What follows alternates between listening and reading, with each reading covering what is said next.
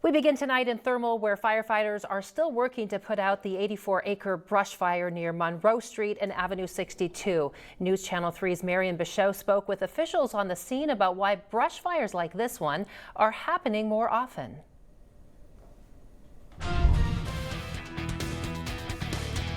The mixture of high temperatures, erratic winds, and lots of vegetation fueled the fire in Thermal. CAL FIRE Battalion Chief Don Camp says fires like this will be more common as wildfire season becomes year-round. We're starting to see higher temperatures year-round. We're starting to see lower humidities year-round. Our typical wind events aren't typical anymore. We see those year-round as well. Camp says there are enough resources to make sure everyone is equally protected as wildfires happen more often. We're also able to get assistance and mutual aid from our local cooperators to make sure that none of our areas are uncovered and that we continue to maintain both fire and emergency medical services response to the areas that we protect.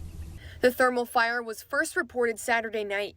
At the height of the fire, 30 fire engines were on the scene with up to 100 firefighters. CAL FIRE says power was turned off for 20 nearby residents out of caution, but it has since been restored. And we'll have firefighters out here all day today utilizing hose lines and hand tools in order to make sure that we have a good break and contain the rest of the fire. Firefighters making sure to keep a close eye as the possibility of strong winds can reignite the flames.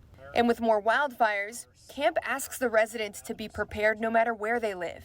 Make sure that they have good defensible space around their houses, to make sure they have that clearance, that they make sure that they have a plan to evacuate if we ask them to evacuate. In Thermal, Marion Bichot, News Channel 3.